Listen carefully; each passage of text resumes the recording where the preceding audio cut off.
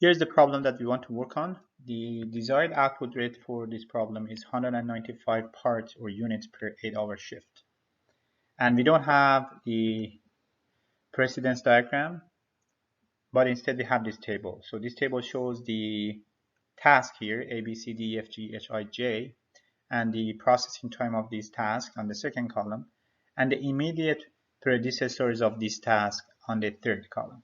So the first thing that we need to do is we need to use this table to draw the diagram, precedence diagram, and after that we're going to go to balance the line for this problem. So the first thing that you need to do is to draw the diagram. Right, so let's start with drawing the precedence diagram here. So we're going to look at the immediate predecessors because we need to start with a task that doesn't have any other task coming to it, the first task. So the first task is the task that nothing goes into it. So this task here, this table shows that there is a task that it doesn't have a predecessor, and that's task A. So we're going to start with task A here. Task A. And then the next task would actually be a task that goes out of A. So that means that the precedence of that task would be A. So we look at the second column here and we look for any task that has A as its precedence. So we have B and G. So for example, suppose B is here, and from A it goes to B, and G is here, and from A goes to G as well. So now we have three tasks in this diagram. So next is to find a task that its predecessor is either B or G. So we look at the second column and we look for B or G here. So we have three actually B's here, and those are D, E, and F. So D, E, and F are the tasks that the predecessor is B. And we also look for a task that its predecessor is G. So we have one G here that goes to H. So H is the predecessor for G. H here, it goes from G to H. Alright, now we need to look for the rest of this diagram. The rest of the diagram we can look for D, E, F, or H. So we look in the table, the immediate predecessor, the second column, and we look for D, E, F, or H. So we actually have this part here that there's a task C that its predecessor is actually D, E, F. So C is here, and from D and E and F goes to C.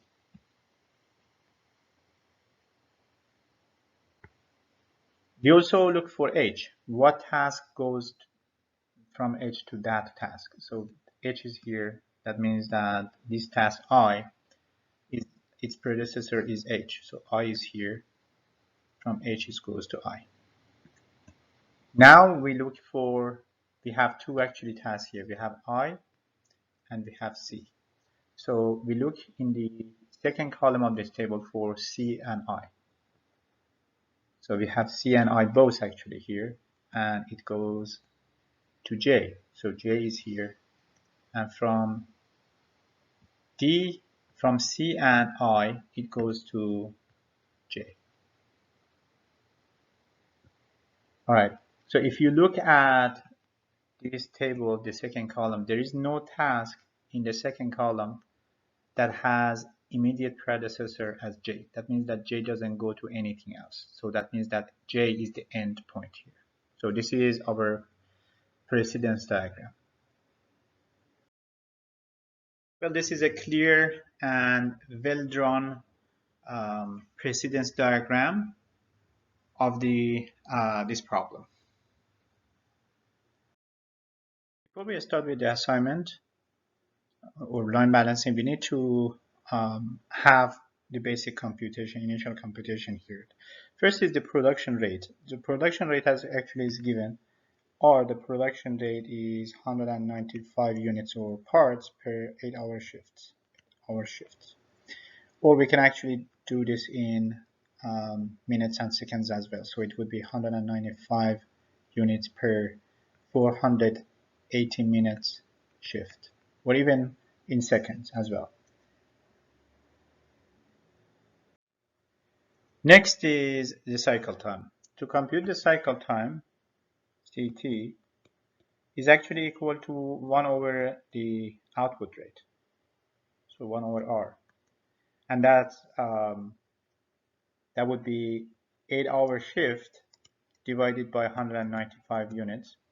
Or we can actually write it in minutes. That would be 480 minutes divided by 195 units.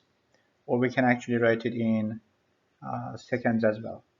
So if we write it as a second, that would be 480 multiplied by 60 minutes, 60 seconds per minute.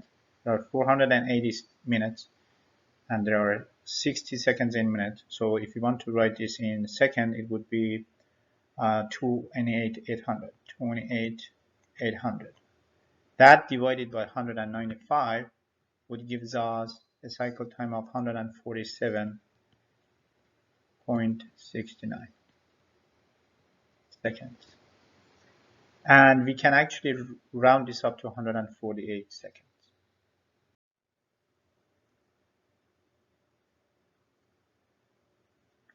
Now, next is the theoretical minimum number of workstation, or N sub min. So the formula is the total processing time of the task divided by the number of cycles, the cycle time.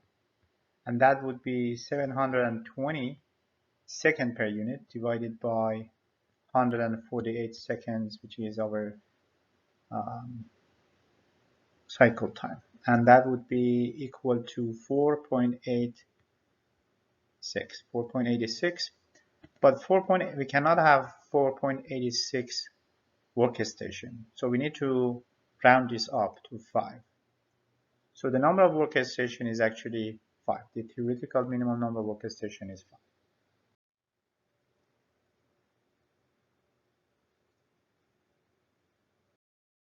So the main question for this problem is line balancing. We want to line balance this example. That means we want to assign the task to workstation. We figure out that the minimum number of theoretical workstation is 5. So we want to use the two methods that we learned to do the line balancing for assignment of task. The first one is the most following task method, and the second one is the positional weight method. So please pause working this problem using the two methods and then come back to see the solution. I'm only going to use the positional weight method to solve the problem, but you can use both to do that. So for positional weight method, we first need to actually compute the positional weight for each task.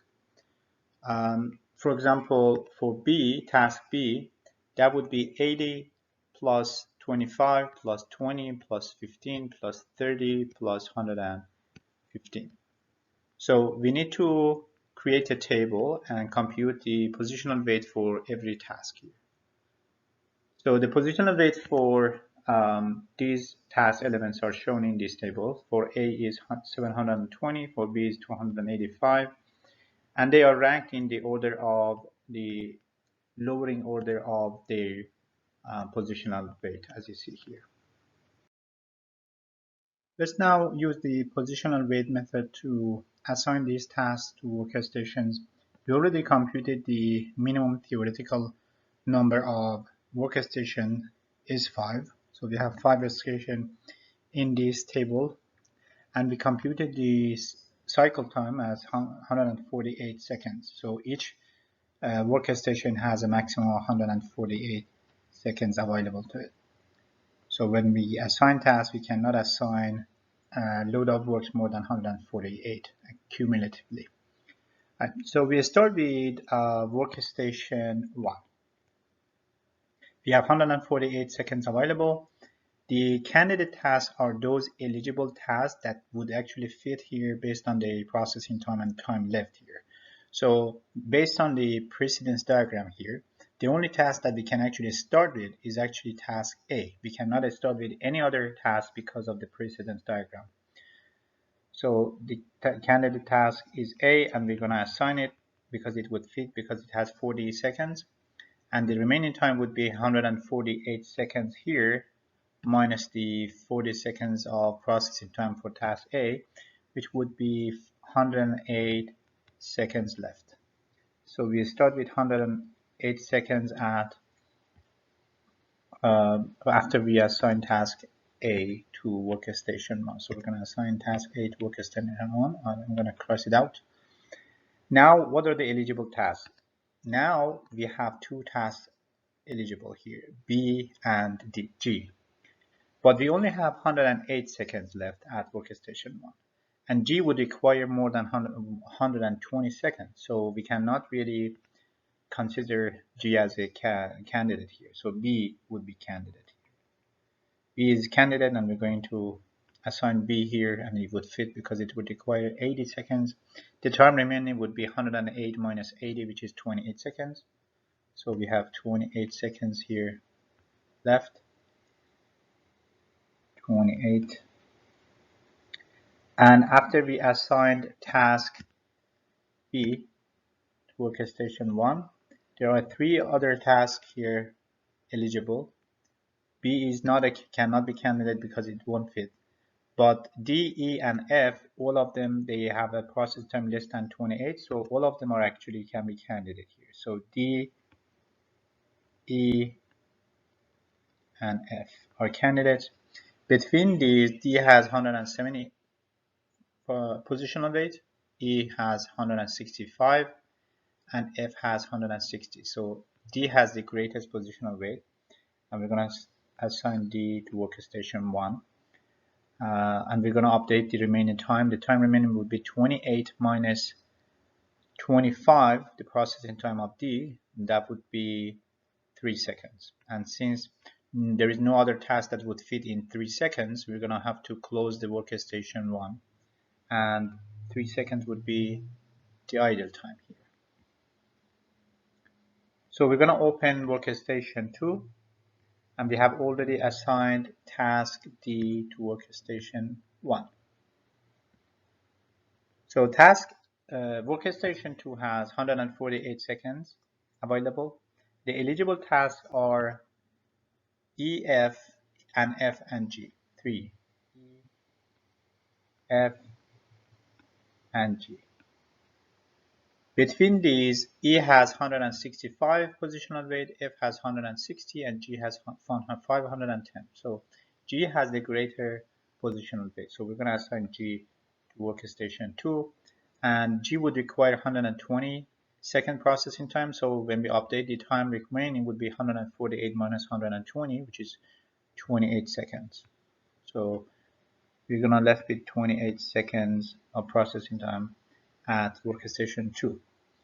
After we assigned task G to workstation 2, we have a new candidate as well, 145. But would it fit here? It would not actually fit. So H would not fit, and the only task that would fit here are E and F. So E and F. Between E and F, E has 165, F has 160, so E would be the candidate to assign. So we're going to assign E to workstation 2, and we're going to update the time remaining. 28 seconds minus 20 for processing time of E, so that would be 8 seconds. And 8 is so small that we cannot assign any other. There is no task here that would fit here. So we're going to have to close workstation 2 as well. And 8 seconds would be the idle time of workstation 2. And we're going to open workstation 3. So we have assigned task G and E to workstation 2.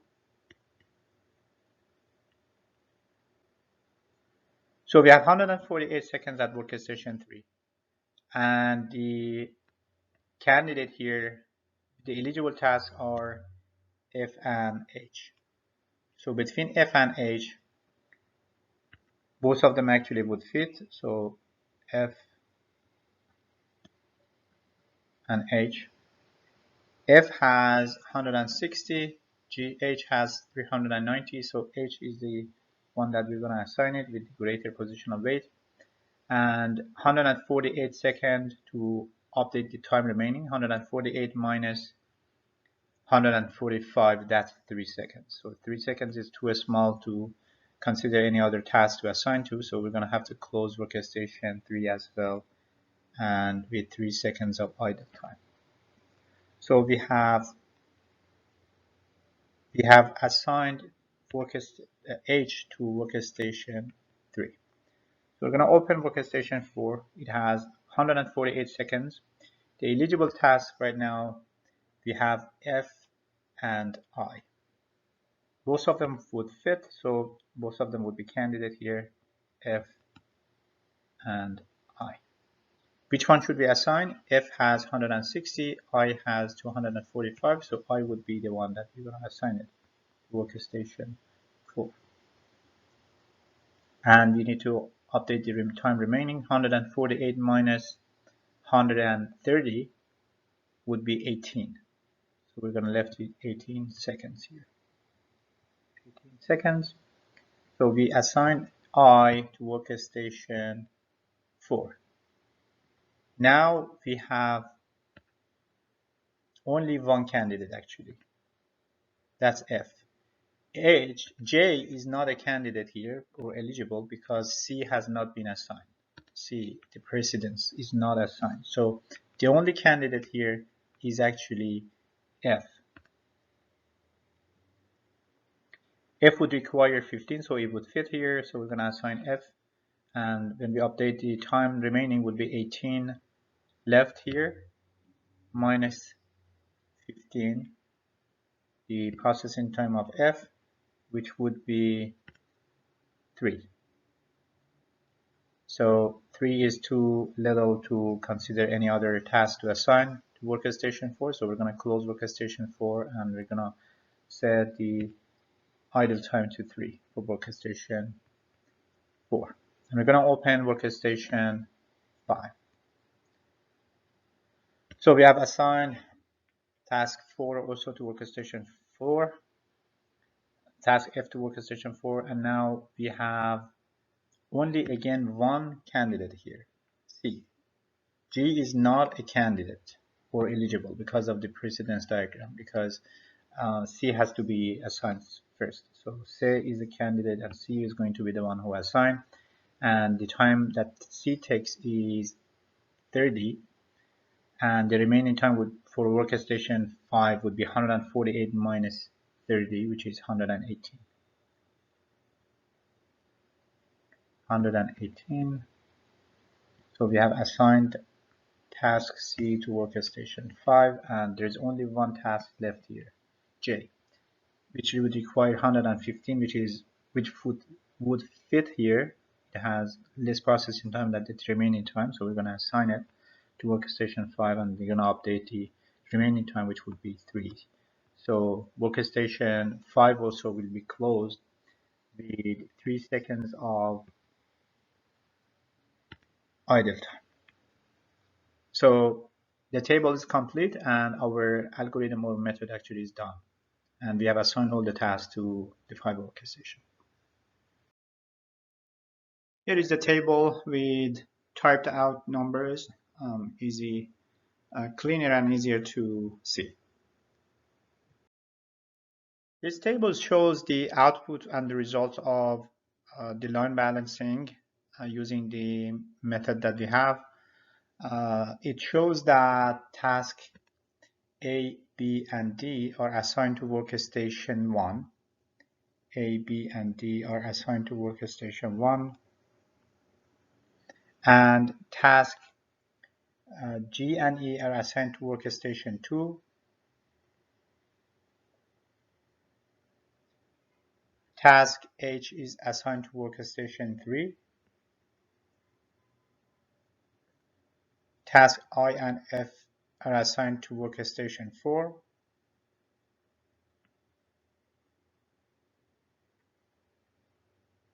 And tasks C and J are assigned to workstation 5. Also, it shows the idle time for workstations. For workstation 1 is 3 seconds, for workstation 2 is 8 seconds, and for workstation 3, 4, and 5 is 3 seconds. So this means that uh, workstation 1, workstation 3 and 4 and 5, they are balanced because they have equal task assigned to them, load of work assigned to them, or they have actually equal idle time on the other hand.